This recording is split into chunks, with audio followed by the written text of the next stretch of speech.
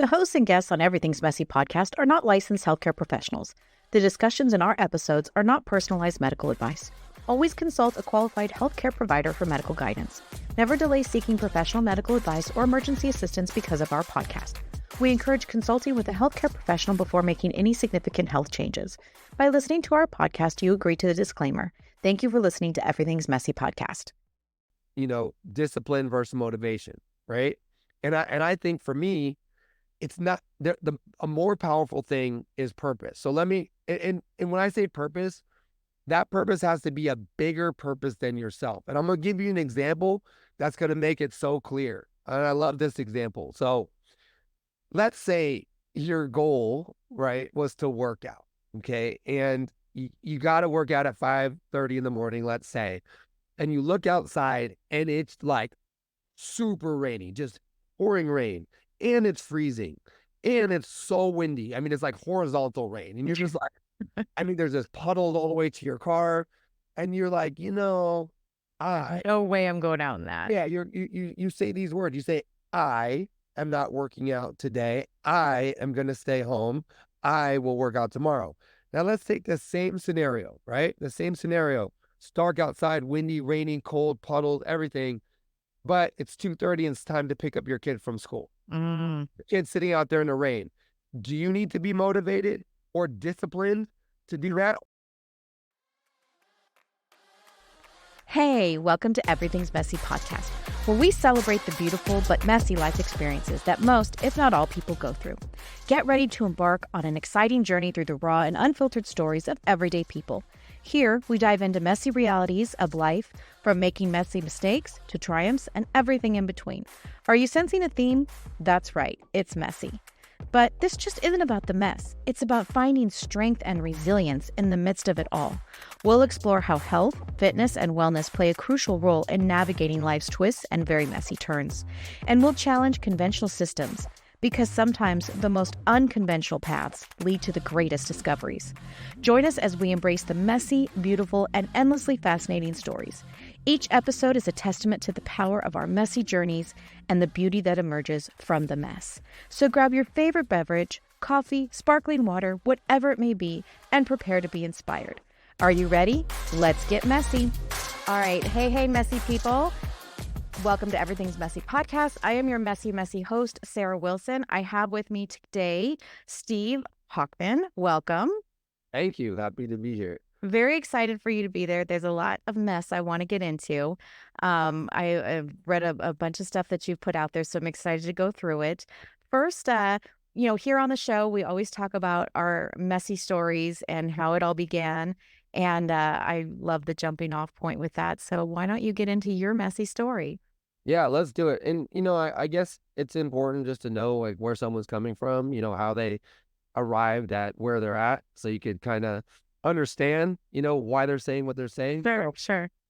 For me, and I'm going to be brief because it's a long story, but for me, when it started when I was 5 and I knew there was something a little bit off, and I ended up having severe Tourette syndrome, believe it or not, like really, really bad, like all the worst things that you could imagine, with like noises, head shakes, twitches, everything.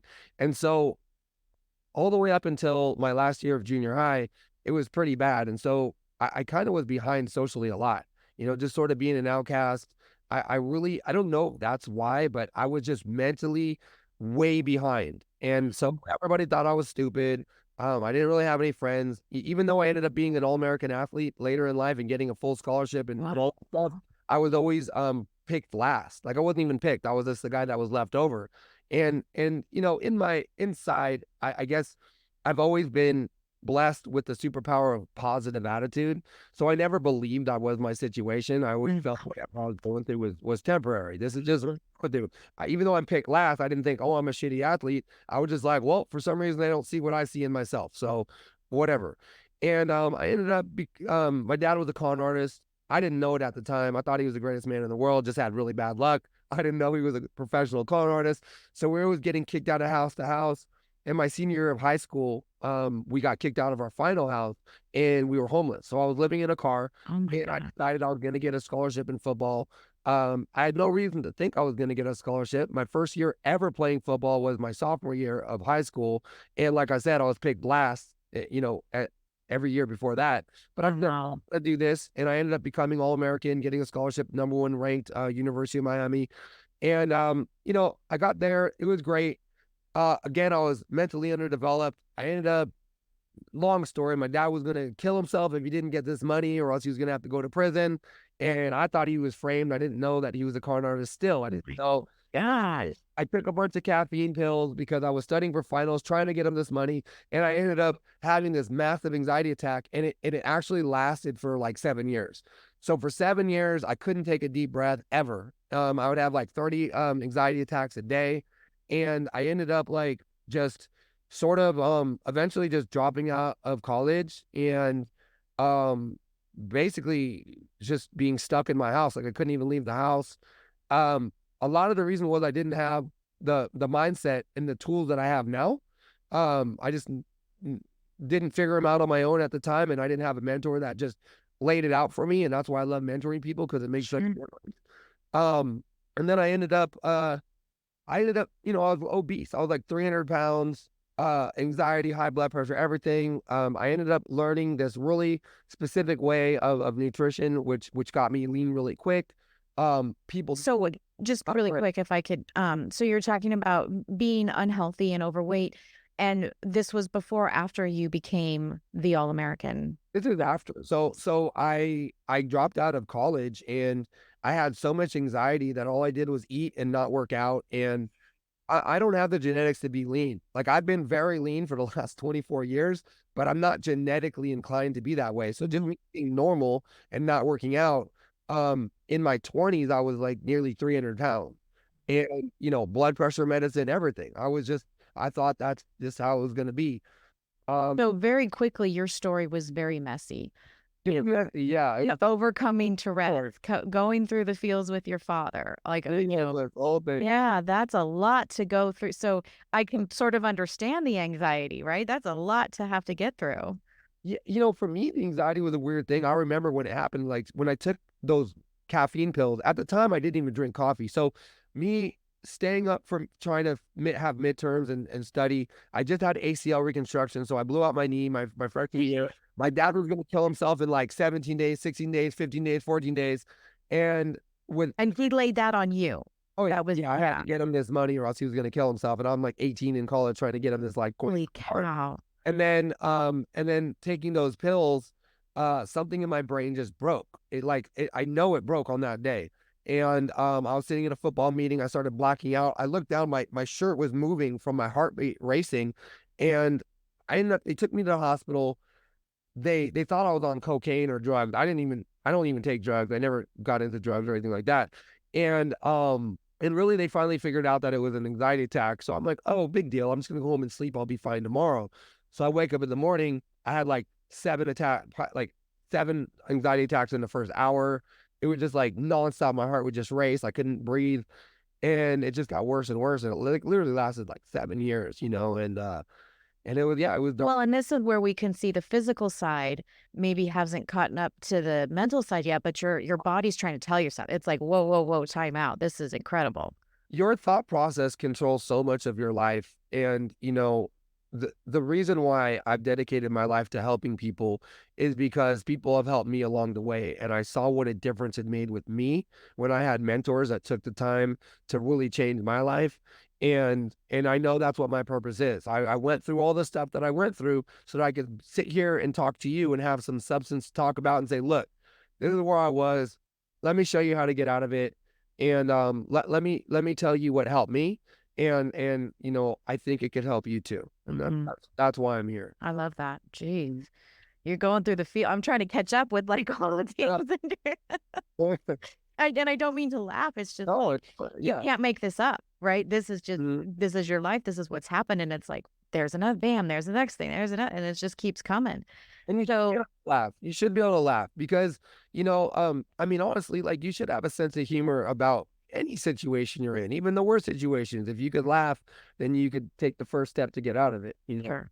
Sure. Yeah. For sure. So you were talking about being unhealthy, and did you have some sort of epiphany, or what transpired? So I had a friend in high school that was, he was another football player, a guy named Albert, and we called him Fat Albert because he was very strong, but he was also very fat. It was just a thing in football. It's like it's not even a big deal to be fat when you're a lineman. It's kind of like you're kind of proud of it in a way. And when I finally dropped out of college and I came back home and I was sort of like living with my grandma and all this stuff, um, I ran into Albert and he was shredded. He had a six pack. And I was like, and I wanted to get into boxing and I knew at 300 pounds that would be not smart. I just couldn't have any good cardio at that weight. And I'm like, okay, Albert, what, what did you do? How did you do this? And he became a microbiologist chemist and he explained to me how nutrition really works. And it's not what everyone else talks about. So everyone thinks it's about this calorie deficit thing. He explained to me about the glycemic index and how it works and how glucose and insulin work and all this stuff. And I really just started applying these concepts. And this is like 24 years ago. And I got a six pack within 6 months. So I got the same results he got. Everyone noticed that. And what was crazy is people started asking me for help and I would help them. And, a year later, I went from being homeless to owning a 7-figure personal training gym. Wow. And then later, opening up six-figure boot camps and later co-founding a company called Fit Body Boot Camp, which ended up being the biggest boot camp franchise in the world. And it's all because of this journey. Like I said, like if I wasn't overweight and I didn't get this crazy transformation and nobody noticed, I wouldn't even have thought to go into this as my life. It wouldn't even occur to me. I wanted to be like a secret agent or something. Like I didn't know what I wanted to do, but it definitely wasn't this. And Sure. that's how that sort of came to be. Yeah. So talk a little bit about you're seeing this as you apply what he's told you about or taught you about, and you're starting to see the transformation in you. Is it, 60-40, the things that you're implementing, but then your drive? Is it 100% the things you're implementing, or is it your rigid, routine that you have to stick to? Like, tell me a little bit about that. Yeah, it wasn't some master plan I had. I mean, honestly, like now it's a master plan. Mm. But when it first started, it was just like if I worked out really hard, then and I did these hit workouts where before hit workouts weren't even a thing, I felt better. At least I felt better for a minute. Like I felt some relief of the anxiety that I still had. When I applied these nutrition concepts, I felt so much better because I was leaner and I felt good about myself. And to be honest, when you're eating healthier, you just feel better as well. So Mhm. between eating healthy, working out, um, it just made me feel good. I didn't even think about like other people, like how this would affect anyone else. It was just about me trying to climb out of this hole of this like tortured life that I was living. I was like, I can't believe like I lived the first half of my life with Tourette. Then I got over that. And now I'm like 7 years with this crazy anxiety. I'm like, what? Like, what is going on? Yeah. And now I saw a way out. I saw a way out of it. I'm like, oh, okay, this is my way out. And so really that's how that kind of started. And Okay. and at the time too, I was on a mission to find my purpose. Sure. I didn't know what my purpose was. I just knew like if we reverse a little bit, like my lowest point, everyone has their rock bottom point. I was so my dad got back in the picture. I already dropped out of school and everything. And I was basically homeless again.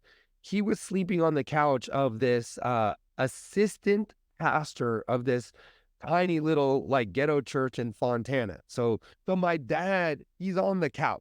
And I'm talking a studio apartment like as big as this office I'm in. Mm-hmm. So he's on the couch and he's asleep, snoring with a lit cigarette in his hand, just, snoring. I'm under the couch, like I'm like on the side of the couch looking up at this 3-inch ash that's about to just fall on my head. I'm just like, wow, this ash is just about to fall on me. And there's gunshots outside, there's sirens. I feel something on my chest and I look down. I'm like, what? It was a cockroach. And I just sort of I sat up and I was just it was that moment where I'm like, this isn't what I've been put on this earth for. This isn't my path. This isn't my destiny. And I ended up, living with, I called my grandma, who I didn't really know very much. She let me stay with her for like 1 week, which turned into like 4 months, which was enough time for me to build a business and Yeah. on my own. And the rest was history. But, that was my rock bottom moment where I was like, I can't get any worse than this, Right. for me at least. So that's kind of how how we arrived at this point. Yeah, okay. We're at now. I know that's I mean, I always say I hear these stories and I always go, "Oh my gosh, that's the messiest story I've ever heard." But then there's one more behind it. It's like, "Oh my gosh, that's the messiest story I've ever heard." And by the way, Sarah, I know that people have worse, worse situations than me. Oh, yeah. One thing that did give me perspective in my life, I think perspective is one of the best things that you could have in life. One of the best things you could have to get out of any situation whether you're just depressed, feeling low, whatever it is. And for me, one of the years playing football, we were in a game and I was running to make a tackle, and I'm like, I'm about to hit this guy, and I see this blur come out of the side, and it was one of my teammates, and he made the tackle first. When he did it, he also knocked himself out. And so people get knocked out. Jeez. Kinda like a real life Jason Street moment. Well, My it goodness. gets worse though. So Oh, we're standing around, just waiting for him to wake up. And when he wakes up, you just know something was wrong. And what ended up happening was he broke his neck and severed his spine, and he was paralyzed from the waist down. I mean, from the neck down. oh my So gosh. he'll never move his body Oh my again, gosh. ever. And so seeing that and seeing like that real thing happen in front of me and visiting him in the hospital and just seeing like, wow, like this is the worst thing I could imagine, is to be completely paralyzed, to never be able to move ever, you know? And it really did change my life. Whenever I'm having a bad day, and I'm human, it's not like I instantly think about this, but within a few minutes, if I am having a bad one, I just think about my friend Marcus, and I imagine telling him about my little bad day. Sure, sure, Give anything to have my worst day. sure. It grounds you. It definitely My worst day would be his best day, right? yeah, And exactly. so that perspective actually changed my life in a positive way for the best. And while I don't wish that that happened to Marcus, and there's nothing I could do about it, the benefit and the honor I pay to Marcus is that it did forever change my life in a positive way and help me, to help other people. You did something with it for sure. Mhm. Yeah, Yeah. no, that's great. And that is a way to honor him for sure. And that I think he'd probably want you to do that. So that's really wow. Again, mess until I mean, it just keeps coming. Mhm. So then you talk about so you had all of these wonderful businesses going. You had all of the things that you could possibly want, and then something else happens. Yeah, so I had the franchise, the whole thing, but to be honest, I wasn't really happy. And this was because even still at this point, I didn't have my purpose. I had goals, but I didn't have my purpose. And the thing is about having a purpose, it's like this when you really have a purpose in life, and I'll get into what it is and how I work with it, but it's like this anchor, um, where you can see here's the anchor where you're supposed to be. And if you start to drift off, you see that you're drifting off and you go right back in line with where you're supposed to be. That's aligned with who you are, your conscience, and your purpose. Since I had goals but no purpose, I would drift off and I wouldn't even realize that I'm spiraling down a wrong direction um, spiraling down this way or spiraling down that. I had no reference point to see until it would always be too late.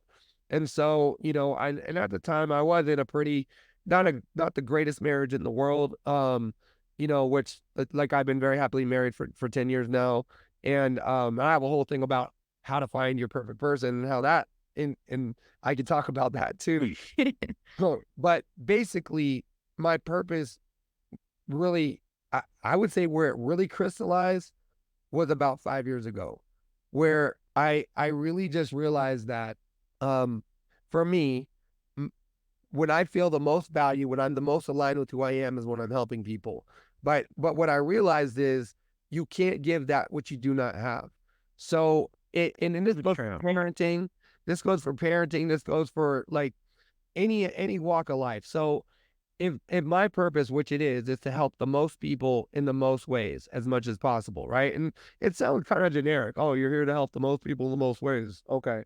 And But it definitely is a true calling because not everybody feels that way. Not because they don't want to help people, they just don't have that passion inside to do that. it, yes, yes. And it doesn't have to be the most people. It could be your spouse. It could Sure. be your kids. It could be your employees at your work, your team. Mine just happens to be broad because I have a lot of different facets of life that I've experienced that I can help people in. And for me, the thing is about making that my purpose is that it actually makes me the best version of myself in all the ways that I want to help people. So I can't help someone in business if I'm not good at business. I can't help another parent if I'm not a good parent. I can't help someone in relationships if I'm in a bad relationship. I can't help people be lean and fit and healthy if I'm not lean and fit and healthy. I can't help people with discipline if I don't have discipline. And you know, you were asking me earlier about I'm not disciplined enough to pick up my kid because it's just rainy out. Right now. Right. Because you have a purpose that's bigger than yourself. Great You're reference. gonna actually get out faster. You're gonna go faster so your kid's not in the rain. It's gonna take you 2 seconds to go. And that's the difference of having a purpose that's bigger than yourself. The problem is a lot of people don't link or they don't see the connection to their bigger purpose, especially parents and their kids. So a study just came out that showed that if you have one obese parent, your kid is 50% likely to be obese. Mm. If you have two obese parents, your kid is 80% more likely to be obese and to have all the health complications, the diabetes, the heart disease, everything, the low self-esteem, all the stuff that comes along with it, emotional and physical health. And so these parents, they're like, if you ask them what's the most important thing in the world to them, they'll say it's their kids. Mm-hmm. But like I said in the beginning, you can't give that what you don't have. And they know how much pain being overweight hurts them. Mm-hmm. They don't see the connection that when they're choosing that donut, they're choosing to hurt their kids because they're not choosing the solution, so they cannot give their kids. Yeah. It's interesting that you say that because I say it on this podcast all the time. And I ask this question to not only myself, but other people. You always hear people, well, would you take a bullet for your kid? Would you die for your kid? Oh, yeah, absolutely. I would die. I would absolutely take a bullet for your kid. Yeah. Would you get healthy for your kid? And that it shifts the whole paradigm. Like everything is on its ass. It's just completely different. Yeah. Yeah. And so for me, I really feel like in order for me to survive and live, it is to have a purpose. And since my purpose is helping people in the most ways, fitness is like my entry point. I just relate everything to fitness. There's so many things that come out of being that the person who is healthy and fit is a person that can do a lot of other things too with that same mindset. And I always say it's not even about what you look like at all. It's about who you look like. So I look like a person that has a bigger purpose than himself and sees that that purpose means that I have to be the best version of me and see that if I choose these donuts or this pizza over my purpose, I will look like a person who chooses that stuff over my purpose. Mm-hmm. And I just happen to look like someone who has this purpose. And I always tell people it's all about the who, not the what. Mm-hmm. So, who is eating that food? Who is not working out? Mm-hmm. Who looks that way? Not what do you look like, but who do you look like? Mm-hmm. And so that's sort of my mindset on that. And it's easiest with parents, but it really relates to it's really spouses too. It's Mm-hmm. spouses too. And Yeah. people are so sensitive now. They don't want to talk about this. They don't want to be like, they're like, you should accept me however I am. And it's like, okay, so you have company coming over. Do you have a messy house? Does they just accept my messy house? No, clean up your house. Okay. Why? Why are you cleaning up your house? Because it matters. Because you want a good experience for the people coming over that are going to be at your house. And why do you have a messy, sloppy body and you're married? Do you want your spouse to have a good experience with a person who would allow themselves to be that way? The person who, I always say, man, if you're married and you're really overweight, you're pretty selfish. And a lot of people hate on that statement. And I get it. They hate on it. They're like, I'm being superficial. You should love someone for who they are. I'm not saying don't love your spouse. I'm not saying that. Sure. I'm saying the person who allows themselves to be really overweight and all the things that come with it, self-esteem, health, how they feel about themselves, lack of discipline, all the things, they're being really selfish. They're choosing to be a lesser version of themselves and give that lesser version to their spouse. Yeah. I'm just saying, you say you love your spouse more than anything. You don't look like a person who loves their spouse more than anything, because if you did, you would show up as the best version of yourself, period. And, it's like, I know for me, I mean, I think I shared with you through our messages. Yeah. I had a heart attack 6 days before I turned 43 years old. I'm a type 1 diabetic on an insulin pump. This is not the diabetes that can be cured with exercise and food. This is, By the way, that sucks, dude. That's like, yeah, it does. We'll be honest, it does. But the heart attack for me was an absolute transformation as far as I need to absolutely be taking back any of the control that I might have given up and never be in that position again, not only for myself, but my children. And that's how I have taken on that. Now, it sucks for me that it took a heart attack to get there, but I didn't have high blood pressure. I didn't have high cholesterol. I had uncontrolled blood sugars and massive amounts of stress. And so, but all of those things I still had to work through. I had still had to get. And I guess what I'm trying to say is I could have gone that way where I just give up and this is my life because there's no cure for type 1. You're stuck with it. But I refuse to accept that narrative and I want to keep going. And I'm going to show the world I can do this no matter what is against me. well, you're doing what you're supposed to do. Like, this is different. You're doing what you're supposed to do. It's not like from day one you're supposed to understand this. But when you do understand this, you're supposed to take action on it. Right. I take it back. I go back to the pick up your kids from school thing. Like, would you stop picking up your kids from like when you're really 100% dedicated to loving someone, you do humble yourself. You do. I'm not saying all these things are easy. Sure. No. I'm just saying someone who chooses that and has someone that they're married to, I'm not going to let them off the hook. And it's not that I'm not compassionate to people, but I just think, I think as a society, we're just too easy. We're too flexible with our definitions of things. We're like, oh, well, this person had trauma, or this person has that, or this person has this disorder, this person has that problem, you know? Um, yeah, I mean, I guess those are a bunch of excuses you could give for sure. But I just, I think as a society, it's so easy to be a weak version of yourself and no one really calls you out on it. Yeah. Think- Well, and I say all the time on this show, I mean, my audience probably gets tired of it, but I'm always saying choose your hard.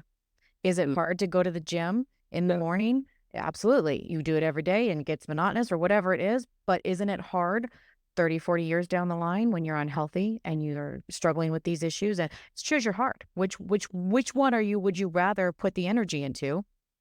Yeah, I always say choose your pain or your pain chooses you. So like That too. the thing is like so many people these days are looking for comfort, right? They're just trying to be comfortable. And what they don't understand is the more comfortable you are, the more depressed you get. And because happiness requires contrast. So you cannot be happy all the time. Like hot requires cold, light requires darkness, nature requires contrast. And so when you're not you sleep, you go to bed late playing video games, you get up, maybe you go to work and do the least you have to do to keep your job, then you go home, you eat, stop by, get fast food because that's what you want, you sit down and watch Netflix, you play some more video games, you have some more fast food, you go to sleep. So it's just you're hitting that comfort button all the time, but the problem is there's no contrast, so that comfort stops comforting you. And then it turns into depression because Not enough. Yeah. no. And so it's like when you choose proud over happy, the thing is with pride, with being proud, the contrast is built within. So you don't owe a debt anymore. Like you don't owe the debt that you do when you're happy. So for instance, your alarm goes off. It would make you happy to sleep in. But then when you wake up, you have a debt because you knew you were lazy. You knew you didn't do what you're supposed to do. It wasn't that great to sleep in. You get up, that's the pain. You're choosing your contrast. It sucks to get up. So you get up. You work out. It sucks to work out. But now you're done with the workout. The pain of the workout's over. The contrast. Now you're happy. You're proud. Sure. You're good. There's no you owe, and then, okay. And then it gives you that feeling of I can go do more. Exactly. Or now it's time to eat. I could get that fast food, or I could bring my own food or eat healthy. So you choose to eat healthy. So the sacrifice is that you didn't eat the easy fast food, but you ate the healthy food, and hopefully you're on my program and it tastes good. and then you're proud. And again, the contrast of not doing the fast food, I'm not saying the pain of eating healthy, but like the pain of not having the easy button makes you feel happy. And you just keep contrasting yourself to happiness all the time. But it comes in waves. It's not this constant happiness button. It can't exist without, Right. you know what I mean? Right. And I will tell you, as somebody who's fairly new to lifting weights, Mhm. being sore doesn't make me happy, but it Right. makes me go in the next time and want to beat my personal best, want to keep at it, want to keep trying to, show the guys I can do it too. I mean, I don't enjoy the pain, but I'm going to keep doing it. Y Yeah, and kinda what you were saying too about, choose your heart. It's like my biggest fear, my biggest fear is my biggest fear is it's not failure, like I'm gonna try something, it's not gonna work. That happened. I fail all the time. But it's more like I'm gonna get to the end of my life and I'm gonna have regret. Mm. I'm gonna have regret that I didn't give my 100%. That to me is terrifying. That's terrifying to get to the end and look back and be like, You could have done more. man, why didn't I go for it? Why didn't I try harder? Like, if I try and fail and I know I gave my heart my 100%, I could live with that. Mm. Oh, I can. It's not, as good as succeeding, but to not go for it or to just be lazy or to choose the easy path all the time and it's too late, even now I'll be 50 in like a few days. And Well, it would be early birthday. thank you. Thank you.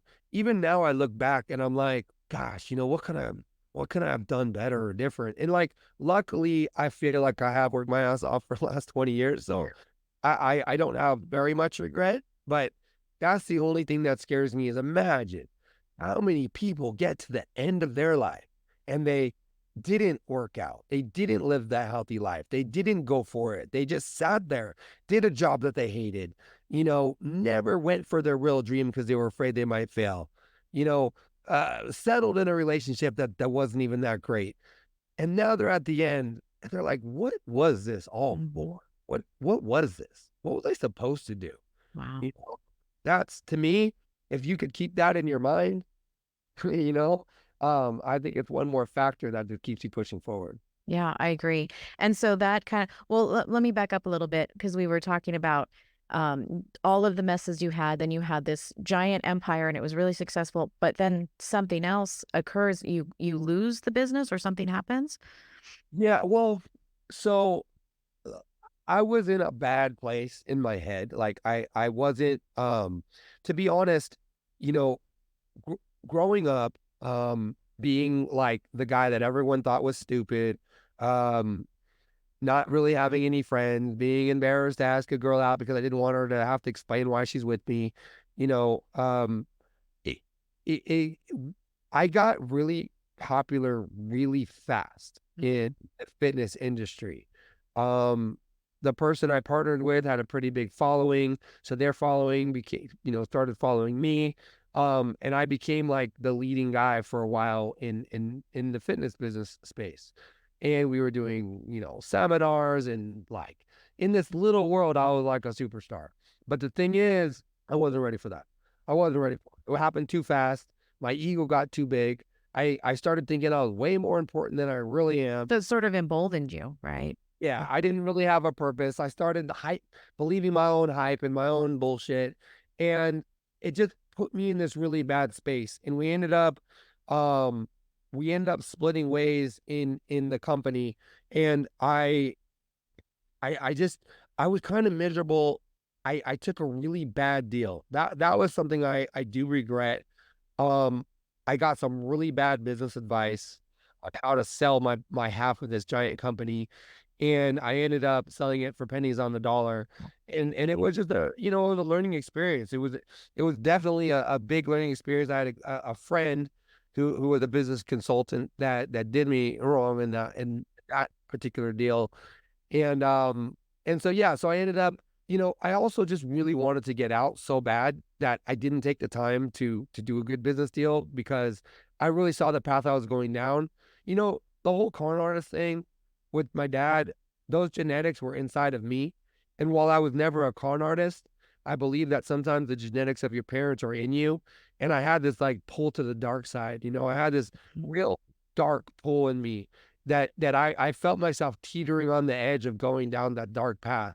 And I really just was afraid of that. I didn't want to become like my dad. I wanted to get out and become ambiguous for a while. I've only been online for the last year. Like, honestly, I've been just Wow. put my head down, built my own little business empire out here. And, But it's and been a heck of a comeback, I would say. it's been good, but, I just, I was really scared of where I was heading, and so I just wanted to get out. And I was in a rush to get out, got some bad business advice, and so, yeah, so that is what happened.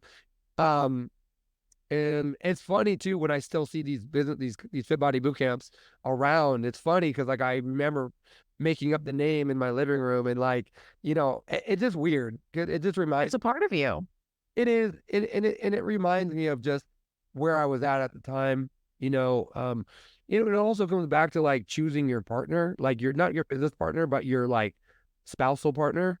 At the time, when I first got married, I was like 24. I just started like honestly, I was delivering pizzas. I just stopped being homeless. I wasn't even the fitness guy yet. I just was just kind of living with my grandma, barely making Getting it. by, yeah. It was just the beginning of when that started. And I didn't know the advice I have to someone to find the best partner is like, one, you really have to know yourself. And meaning, when I say you have to know yourself, you have to know exactly what you require and exactly what you could give. So, like, there's different types of people. Some people like their space. They like to hang out with their friends, hang out with the boys, hang out with the girls, boys' night, girls' night, whatever. Some people like to be close and together all the time. They don't need any of that. I'm one of those people. I don't need any of that. I don't hang out with anyone. I just me and my wife, and that's it. And my kids. But if you match up with someone that's the opposite of you, so you don't know what you could give, you don't know what you require, that's an issue. I don't Gonna be problems. Yeah, like like and it's like your values too, like your values with health and fitness, your you just really have to know what kind of spouse you require and what kind of spouse you're able to be Mhm. for that person. And once you know that, it's a lot easier to find that matchup. And that's why breakups, I know this is going to sound weird, but breakups should be fun. And people think like, when people think about a breakup, mostly the reason why they're so upset is because they don't think that they're going to find something better. Mm. That's the biggest thing. Like if someone broke up and there was like an actual crystal ball and that really worked, and you look at the crystal ball and you see in 3 months you're so happy, you're with such an upgrade, you're with your person that matches up perfectly. Sure, then it'd be a celebration. Yeah, you wouldn't be all upset. You'd be like, oh, thank God. And the reason is because people just don't think that they're going to find something better. But the thing is, every relationship, what you should be doing is learning more about you, what you require and what you're able to give. And then you also level yourself up and then you match up with a higher level. Like my wife right now, there's no way she would have been with me, 15, 20 years ago because I just wasn't good enough. I Mhm. wasn't good enough for her. No way. You know? I mean, it's true. It's really true. I wouldn't have appreciated what I had. I wouldn't have known how to handle it. I wasn't the man I am now. There's so many reasons. And when I met her 10 years ago, I really knew me. I knew what I could give, what I required, and I saw all that in her. And it it works, and that's why we're best friends, and it's the greatest thing ever. But if I didn't really learn all that, then I don't think I could have done that. Sure. And part of it, sorry, I didn't mean to talk forever, but No, no, part no. of it, like at the time, like my wife, right? There's no way I'd be able to make a bad business deal like that. One of the things that I require is someone who's really smart. For me, one of the most sexy, attractive things is someone's intelligence. Like a woman that's very like scary smart. Me, It could go either way. yeah, it could. Oh, trust me, it does. I mean, like, trust me, yeah. Like, I'm no match for her, but like when someone's that smart, it's so attractive to me, man. Like I'm so fascinated how her mind works. Like how she knows the formulas to the most complex math problems. Like if you're like, how could you figure this out? She'll write the formula out. I'm like, how do you know? How did you know how to do that? Wow, like that's so attractive. And like she'll think like 10 steps ahead of me all the time. And if I was making this business deal right now, she'd be like, hold up, hold up, hold up. Yeah. Yeah. And I needed that. I do need that. I'm not look, I know that on my own, I'm everything I need. I know that. But I choose to truly believe that I need her. I choose to believe that I need her. I want to believe that I need her. I want to believe that I'm incomplete without her, that I'm nowhere near as good as I could be without her than I am with her.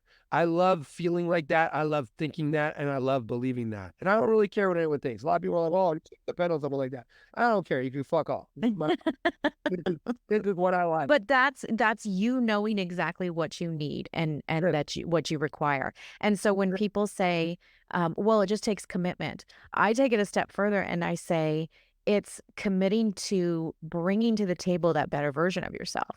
Because if you're constantly committed to doing that, then when you're coming to the table, you're coming together, the pettiness or whatever is not going to be there because you're trying to come together to be the best version and you're committed to doing that for your spouse. Right. So if I was 50 pounds overweight, how much do I really love her? Honestly. Like, I mean, like if I chose to be, if I was like, screw it, I'm not gonna work out, I'm gonna just and then hey, I show up, I come home, hey babe, I'm home. Like, how could I say that I really love her that much if I don't even love myself enough to be the best version of me for her? You know, it's like, and I'm not saying she's like shallow or materialistic or, any of that stuff. She would love me anyway, but I would know that I'm not being my best. I want to be my best for her. Sure. Wait, Well, and conversely, she feels that, and then she wants to be her best. But if you're coming home or it's half-assed or whatever it is, then she may not be giving, or it'll be the other way, and she'll still give of herself and still only get half back. exactly. And I'll even take this whole thing a step further. People think you should stay for the kids. And I was one of those people that thought you should stay in an unhappy marriage for the kids. But I'm saying you should leave the unhappy marriage for the kids, which I know is an unpopular point of view. But check this out. If you are in a shitty ass marriage, then what you're doing is you're giving your kids the blueprint of how to have an unhappy marriage. And you're setting the bar so low for them of what they should expect out of life. And like I said, you can't give that which you do not have. You can't give it because you don't have it. So I had to find a really healthy, beautiful, perfect, awesome, amazing marriage to set that bar high for my kids. And now their bar is so high, man. I feel bad for guys that are like, not on the level because they see what's out there, they see what's possible. Yeah. But if I stayed in that marriage, which I did for a long time for them, because I thought that was the right thing to do, all I was doing is making their lives worse by showing them what to expect and what they should settle for. Like, it'd be like me saying, you should go and have a good relationship. I'm not in one, but Sure. you guys don't do what I do. How about this? I'll lead the way. You could get divorced and still be super close with your kids. You could be even closer, arguably, with your kids and find that perfect marriage and say, look, let me show you how to do it. This is what I meant to show you. This is what we're going to do. I'm going to show you how it's done so you could do it for yourself too. And that's what I did. And honestly, they're super grateful for it. Well, and I always say kids learn by example, not what you tell them, not what you talk at them, but what you do, except for I have been cleaning the house for so many years and they still have to be told to clean the house. That's my one caveat. Yeah. Sometimes you could do too much, less is more sometimes. Right. Yeah. Yeah. No, I've absolutely enjoyed every single minute of this conversation. And I want to just leave with, kind of circle back to the motivation versus discipline and talking about, I think the way that I interpret it of knowing your purpose is kind of like finding your why. Find out what your why is. And then my next to follow up with that would just be, what are you, somebody's coming to you, they're broken, it's bad. What is the first thing you have them do? Yeah, I mean, typically, honestly, like a lot of people just need a mission in life, you Mm. know. So it goes back to finding your why. That is the first thing that I do is I help them find their purpose because like you would never like just leave your house without a purpose and drive somewhere. Like you have a purpose. You're getting in your car, you have a destination you're trying to get to, and it makes it very simple because you know where you're going. You wouldn't just start driving, I mean, you maybe if you get a new car or something, but Sure. you wouldn't just start driving. So a lot of people, like if you ask 100 people on the street, what's your purpose in life? They're 99 out of 100 people will be like, huh, let me think about it. And it's like, wait, if you don't know your purpose, then how do you know what to do? How do you know what to do? Mm-hmm. And so I think that's the first thing. And it's finding a purpose that's bigger than yourself. Cause like I said, if you're lost and you're broken and all these things, but it's raining and dark outside and windy and you got to and cold and you got to pick your kid up from school, you really need to be motivated for that. Yeah. No, because you have a bigger purpose than yourself. So if you could just take that one concept and spread it into every aspect of your life, imagine how your life would be. And once we connect that into everything they do, once we find that anchor point and connect it to everything, things naturally become a lot easier. I don't mean it's like easy, the things that you do, but it's easy to know what to do. Sure. You Sure. can make yourself do it. And most of the time, if you know better, you do better. And Exactly. yeah. I really believe that. I honestly do believe that. I know it for a fact from my own life. Yeah. Yeah. I mean, I do too, because as soon as I could absorb all the knowledge I needed to, I was a sponge and it was like, it wasn't enough. Okay, now I need to do more. I mean, I went down the whole rabbit hole of, vegan versus carnivore and just, uh, I, you know, my audience has heard me talk about I'm not a vegan, that it didn't work for me. It was terrible, but I had to experience it. I had to experience it in order to say that wasn't for me. And no offense to any of the vegans out there, it wasn't for me.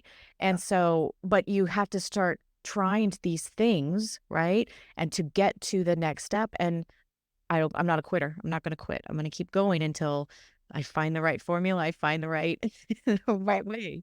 I know type 1 is the one that it sucks because it's not a curable one. Keep saying that. No, it does suck. I'll tell you why it sucks. This is why I say it sucks. This is why I say it sucks. I'm gonna tell you the story. I was talking to this lady, right? And she said that I'm like I'm not trying to like freak you out. I'm sorry, but like she said that her whole family has diabetes, and she's seen family members have like amputation, and she Are we talking type 1 or type 2? type 2, Yeah. type 2, and it passed on from generation to generation. Like not passed on, but each generation has Sure. it. She has kids, and she knows if she continues on this path, it's going to go to her kids, right? So she gets on my coaching program, and she sent in her first food log, and it was like a Slurpee, a Coke, fast food, fries, candy bar, and I called her, and I was just like, I was like, hey, look, like you can't, I can't care about this more than you do. You just said you were terrified, your kids, this, that, your whole family seen it. Yeah. What are you doing? Like you can't be doing this. Like this, I understand you're just starting and you're learning, but this is like unacceptable. Like you got to do better. You know what she did? She quit. To create your program. I was too hard on her, right? She quit. But I don't think it's the program for me. I don't think it's the program for me. I don't, need to be talked to like this. And it's like love isn't lies, first of all. I'm telling you the truth. But the thing is, why I keep saying it sucks is because all these people did it to themselves. That's why I say it sucks to have type 1. Like, Because I didn't do it. Exactly. right. And I say that all the time. I say, yeah, I say that all the time. My stepdad had a million opportunities to not have diabetes. I've gotten every single person I've worked with, which is hundreds and hundreds of people that have type 2 that are pre-diabetic. I get them off the pre-diabetic. They're normal. And That's what the people don't understand. Yours is type 2 is Dude. curable. You can reverse it 100%. I reversed over 100 people for type 2. There you go. It's easy for me to do it. And then their stupid, dumb doctors are like so shocked. And they're like, That's a whole other podcast. and I'm like, how did you not do this? I'm not even a doctor, and it's Right. so easy for me to cure someone. And so when I keep saying it sucks, what I mean by that is it sucks that you didn't have a choice. That's what I'm saying. No, trust me, I know. That's what I mean by that. I don't mean like it sucks like your situation. I'm just saying it sucks that you're one of the. It's only 5%. 5% have type 1. Is that right? Actually, I thought it was lower than that, but it may be now because I know there's a lot more now. But when I was diagnosed very, very many, many moons ago, it was like 2%. Right. So it's like somewhere between 2 and 5%. And so, that was the hand that you were dealt, and you literally had no choice in it. Now, with that being said, I'm going to talk to you offline. There's many type 1 diabetics that I've worked with that I've improved tremendously. Like tremendous improvement. But of course, the genetic part is the genetic part. So when I say that, that's what I mean. It's just like, dang, like, you're the real one. No, you know what I'm saying? They had the real one. Like you're the real one, you know? And all the other ones are trying to be like you for Right. like they're trying so hard to have it. And that's like it's like you guys suck because you don't have to be in this situation. They don't. And I Situation. think that's what crushes my soul so much, especially to, I see the kids, I was an adolescent when I was diagnosed, but these younger kids that are 5 and 6 years old, they get dealt the hand of type 1, and it crushes me. It absolutely crushes me. And then I see somebody who's pre-type 2 diabetes at 23, and they're just, that's it. And Yeah. they're gonna take their metformin and they're gonna take their whatever, and now the Wegovy and all those Ozempic and it's like, gee, I'm okay. That nice. All right. And then you know what they look like? They look like someone who they look like someone who is just getting drugs to try to like put a band-aid on a big problem and has no discipline, no bigger purpose. You know, like that's what I'm saying. It's about the who, not the what. They look like that person. You take Ozempic and lose some weight. You know, these all these like fucking idiots taking Ozempic to lose weight, right? They look like someone who took Ozempic. They don't look It's like not the right way. That's not the right way to do it. they don't look No. like someone who like dedicated themselves, had discipline, became strong, fit, healthy. And They don't look like that person. They didn't change. They didn't grow. They didn't do anything. They took a drug, which good luck. Good luck staying on that. Okay, good luck to you. We'll see you in a few years. See how you're doing with that. But where here I am rationing out, I think in my head, okay, I have this much insulin for this much time. I have to make sure I get it before I run out.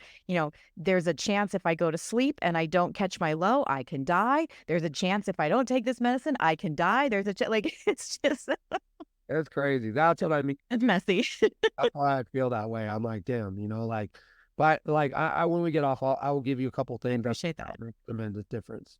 Yeah. Okay. Well, that sounds good. I mean, I appreciate everything that you've said.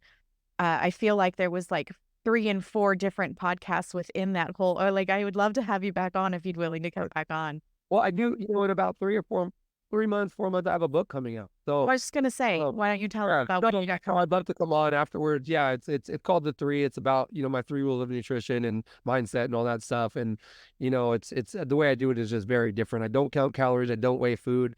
I don't starve people. And I'm able to get people super lean eating foods they love, which is like apparently unheard of these days. So, so someone had to write a book about it because everyone's just talking about you got to starve yourself and meet this deficit, which is just crazy. But yeah, and anyone that wants any help, I mean, if you made it all the way through to the end of this podcast, like, listen, then obviously you're liking what we're talking about. If you're stuck or struggling, whatever, they can message me on my Instagram. It's stevehochman.driven. It's just me on there. I don't have someone managing it. I answer all my, It's good to know. I answer every, message I get on Instagram. I don't answer all my emails. So you might have talked to my assistant, like email, I suck at. I don't like check my email every second, but Instagram messages and text messages, I'm on like crazy. And yeah, anyone needs any help, just reach out and I got you.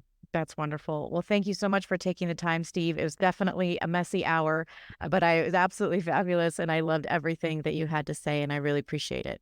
I hope it was messy enough, Sarah. Yeah, it was. Take care. Thank you so much for listening to Everything's Messy podcast. If you don't mind, if you'd head on over to wherever you listen to the podcast, like, subscribe, maybe leave me a review. I would really appreciate it. Also, make sure to check out my new website, www.everythingsmessy.com. Social medias where you can find me, Instagram at Everything's Messy Podcast. Same with Facebook. I'm on X at Everything's Mess. And if you'd like to reach out to me for email, I'm everythingsmessy@gmail.com. Once again, thank you so much for listening and keep it messy.